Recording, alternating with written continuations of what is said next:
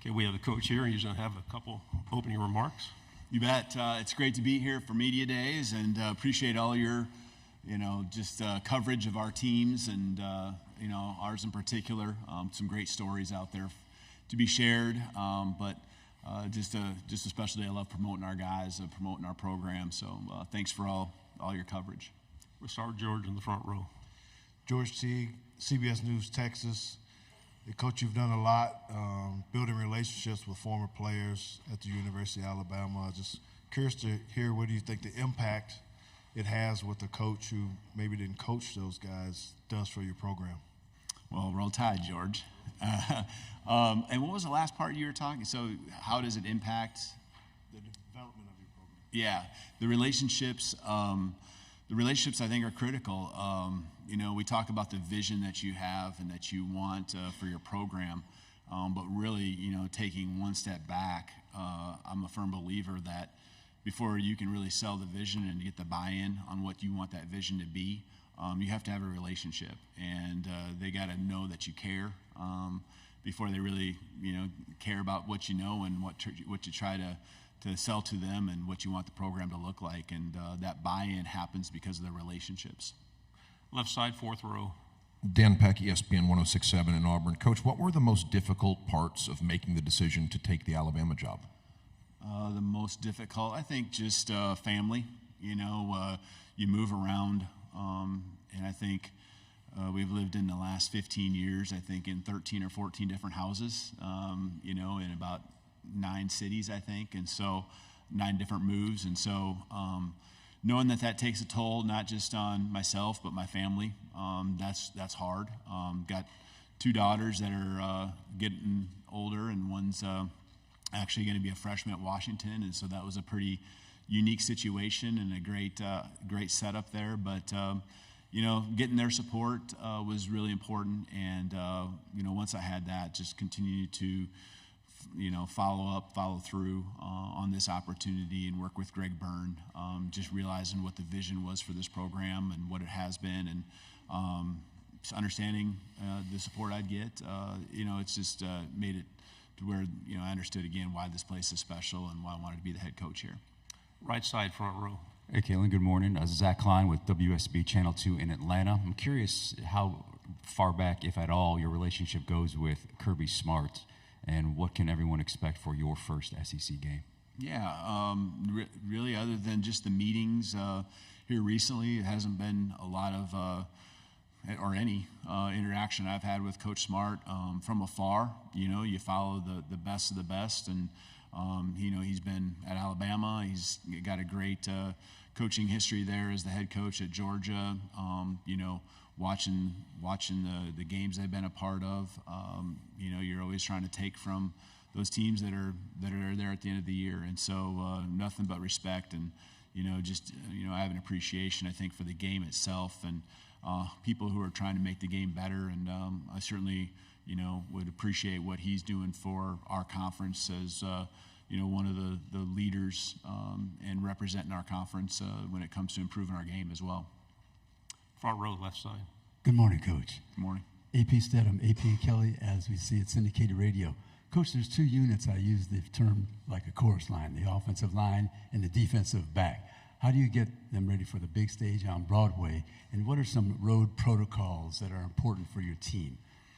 Offensive line and defensive back? Yes. Okay. I think, when it comes to those positions in our program right now, I think we made a lot of headway as far as gaining some depth. I felt, going into the spring, maybe that position was one that maybe, might be a little bit concerning when it comes to the depth experience, but the way it all really came together, we all of a sudden now have, an interior that's got a lot of experience with Parker Brailsford, Tyler Booker, Jaden Roberts, and then, getting Caden Proctor back, along with the development of Elijah Pritchett, who did a great job, Will Conformby, some others as well. I really feel like it's actually a strength of our team now.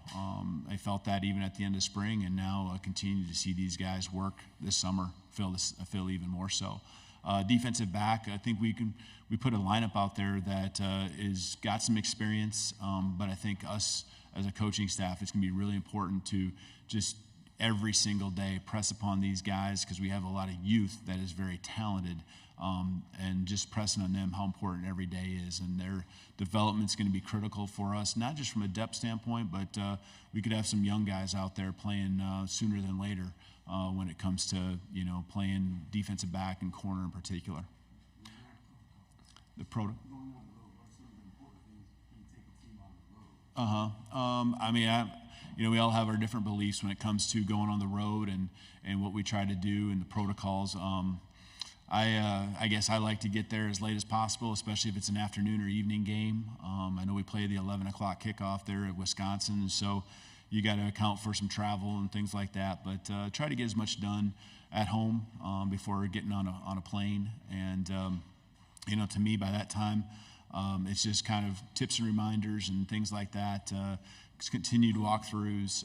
Just want the guys to be confident, relaxed, doing everything you can to make sure their headspace is good going into the Saturday.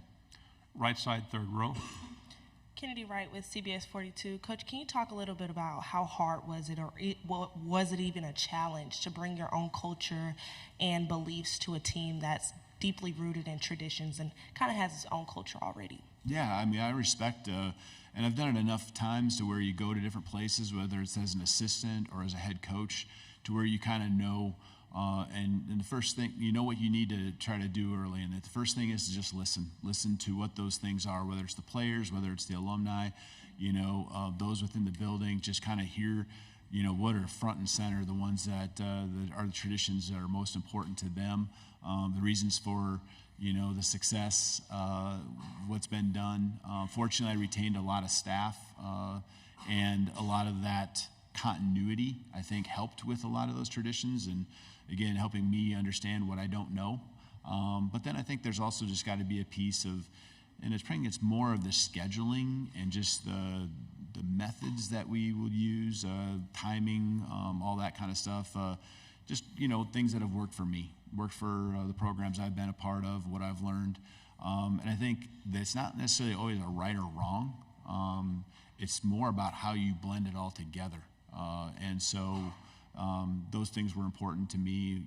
We're going to practice in the mornings. And I don't think there's a right and wrong. We've had success mornings and afternoons, but how I can mesh things together and just make a schedule throughout the week that fits practice in the mornings, that's something that I feel like I understand well, and that's something I think our guys have embraced and have educated them. Again, this isn't necessarily the only way you win, but this is the way that I've achieved success, and I think they're very open to it, and I appreciate our guys for being that way.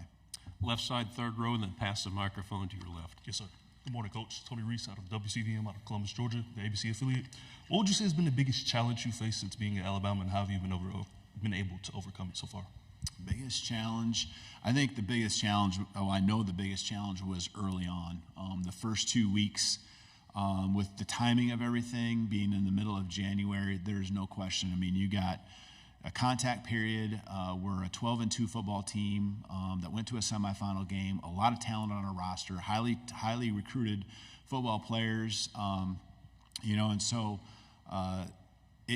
with the portal being open for 30 days when a head coach change happens, that was intense. It really was, and you're trying to manage retention of a roster with building a staff, and the building of the staff helps with retention of the roster, but just things coming your way, a lot of bullets in the air, that I know I couldn't be more proud of our staff and our team for just working through. A lot of noise that was out there, and there was a couple guys that moved on, but for the majority of our team to stick around and stay, it was probably the toughest time, but it's one that I think has been very rewarding when it comes to us understanding who we are and appreciation for what we've been through so far here in the first 6 months. Stay on the left side, third row. Tyler Shaw with KBTX in College Station. How much have you and Nick Saban kind of talked since taking over the role, and kind of going off that challenges? What kind of unique challenges do you have in this role after taking over from Saban? Well, I think Coach Saban's been nothing but gracious. with time, anytime I've reached out to him, he has a office over there at Stadium. We got a chance to go over there a couple times to see him, and he's a busy man too, and he's got his things he's doing. But I think I have just first of all, want him to always know that he's welcome. But I also appreciate that he has put forth the ultimate respect in trying to let us kind of establish who we are. I said it earlier, this morning, that anyone who's poured into this program, I want them to always feel a part of it, because they've got us to this place, and there's no one more than Coach Saban that's put this program on the map to the level it is right now. And so, I just appreciate any wisdom he shares, whether it be program related or just football in general. He's a promoter of the game. I know he's going to knock it out of the park with his opportunity there as an analyst as well. It's a great asset to have close to home. He's been great for our staff as well. A couple of our staff members have gone over there and met with him, whether it's football related or even not football related. So nothing but appreciation for everything he's been to us so far at this point. Right side, fourth row, then pass the microphone to your right. Hey, Coach. Michael Bronner for WNSP in Mobile. You talked a lot about Jalen Milroe in there. A lot of people have been hopeful that you'll be able to help him take that next step as a passer. Of course, the season Michael Penix had for you last year. What do you think it is about your offense that allows a quarterback to be the best version of themselves? Yeah, sure. I think that there's I think, first of all, the talent of your quarterback is most important, right? You can go to drastic levels and talk about a guy who can't pass. Well, in the end, your passing game's not going to be what you want it to be. But, Jalen's super talented, when it comes to down the field throws, which are not easy. He was one of the best in the country. He and Michael both were two of the top, I think 3 or 4 in the country when it came to accuracy, efficiency, yards per attempt in some of those areas, depending on how you look at it. I think just continue to grow his game, build confidence. It's new language, verbiage that he's got to learn, directing the whole show, and knowing the things that he can do within our system without making it too complicated. That's what Michael had. And he had a few years at it, right? Because we were together at 2019, 2020. He ran the same system under Nick Sheridan at Indiana, 21. And I know there was partial seasons, but then 22 and 23 there at Washington. So he had multiple years. And so, Jalen's just pouring himself into this, learning it as fast as he can. You're never going to question the work ethic of this guy. And, from a passing standpoint, he's got the skill set, he's got the tools. And now it's just tying the footwork to the reads and the progression, knowing when to take off and run, knowing how to move the chains, believing that, hey, in each other, that if you can go through your progression, we can call those shots down the field. If it's not there and you check it down, the next time we can call it again and be confident in calling them more often than less. Right side, fourth row. Hey, Coach. Ben Bobick, Local 3 News in Chattanooga. Amari Jefferson, a kid from the Chattanooga area, stayed over from Saban's recruitment. How do you foresee using him, his playmaking ability in your offense, and has he transitioned to the college football, at least, Amari just came in this summer and extremely, talented, highly touted, just versatile. You see it with the other sports and things that he can do. I think right now we're just learning the offense, learning the system. We get to work with them skill set wise during this time of the year. I get a chance to see that, and you can see that he's going to become a really good player in our program. And, at that position, we'll rotate guys in, and especially if they got a way that they can help us with different certain packages. I'm anxious to get to work with Amari here in the month of August and, get him, see how quickly he can pick things up and get out there and do some things for us. One final quick question right here on the left. Good morning, Coach. Michael Gittins, War Report, Auburn, Alabama.